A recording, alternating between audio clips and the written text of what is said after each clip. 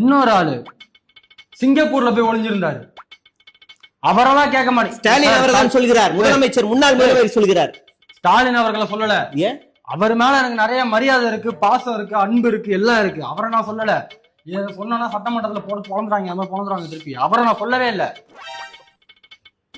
நீ அவரையும் குத்துடுற? இல்ல சொல்றேன். ஸ்கிரிப்ட் பேப்பரை மாத்தியா, அந்த அடுத்த வரைக்கும் வாயா, அதெல்லாம் முடிஞ்சிருச்சு. சிங்கப்பூர் எல்லாம் முடிஞ்சிருச்சு, அடுத்த வரைக்கும் வா. அதை பேசி முடிச்சிட்டாரு. நம்ம ஆட்சியில லஞ்சம் ஊழல் எதுவுமே இல்ல. இந்த விஜய் வந்தோன்னு எல்லாத்தையும் ஒழிச்சிட்டான். ஆமாம், உண்மை. அதிகாரிகள் யாரு வாங்குறது? அது போல நம்ம ஆளுங்க வாங்குறாங்க. நம்மளால ஈஸியா சரவணா இருக்காங்க. நம்ம லேடிஸ்ட ஒரு ஆள்கிட்ட போய் காசு வாங்கியிருக்காப்புல, லஞ்ச இந்த மண்டல் மண் அல்றாங்கல்ல, அதுல போய் நம்மால போய் வாங்கிட்டாப்ல பார்ட்டி ஃபண்ட். அதனால கோட்டுக்கு 20 ரூபா வாங்கியிருக்காங்க. அதிகாரி யாரு வாங்குற? நம்ம ஆளுங்க வாங்கிட்டு இருக்காங்க. வக்கீல் நியமனத்துக்கு வாங்கினாங்க பாருங்க துட்டு. நம்மாலே கம்ப்ளைண்ட் கொடுத்துறான், ஓடிடுறான்ட்ட. ஸ்கிரிப்ட் எழுதுங்கயா. மலையாளத்துக்காரன்னு நினைக்கிறேன். பாடிகார்டு சிரிக்கிறாப்ல. என்கிட்ட என்ன சொன்னாங்கன்னா, அதாவது நம்ம கவர்மெண்ட் ஆபீஸ் போனா எல்லாரும் மரியாதையா நடத்துறாங்க சார். தம்பி நீங்க மரியாதை உட்கார வச்சு பேசுறாங்க தம்பி அப்படின்றாங்க என்கிட்ட வந்து. Government office. ஆமா ஆமாமா, அதிகாரிகள் மரியாதை நடத்துறாங்க. ஆனா நம்ம அமைச்சர்கள் கொஞ்சம் திருந்துங்க. ஏன்னா நேத்து பாக்குற அந்த இவங்க இருக்காங்க பாருங்க, அந்த லேடி அமைச்சர். ஆமா, விருதை போயிட்டு நிக்க வச்சு அந்த பொண்ணை அசிங்கப்படுத்துறாங்க. நம்ம எம்எல்ஏ துப்புரவு பணியாளர் எச்சிலியை பொறுக்க வருவாங்க.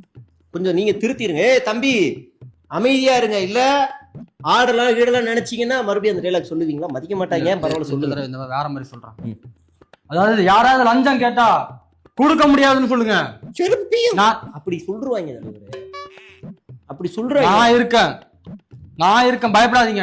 பேரை கேட்டதுனாலதான் 10,000 எக்ஸ்ட்ரா கேக்குறாங்க ஒரு வயசானம்மா வீடு கட்டுறது. குசியானதா போகும், அங்கதான் போகும்.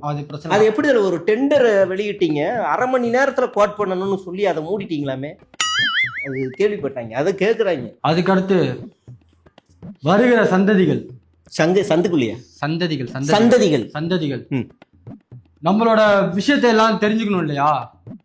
வரலாற படிக்கணும் இல்லையா? செத்துருவாங்க.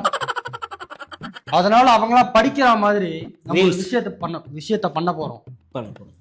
அது என்னன்னா, கரூர்ல நடந்த துயரம் அது எல்லாருக்கும் தெரியணுங்கிற மாதிரி ஒரு நினைவு சின்னத்தை நம்ம அமைக்க போறோம். அந்த நினைவு சின்னத்தினுடைய கல்வெட்டிலே இந்த வசனம் நிச்சயமாக பொருத்தப்பட வேண்டும். என்ன வசனம்? எனக்கு என் புருஷனை விட தளபதி தான் பிடிக்கும்.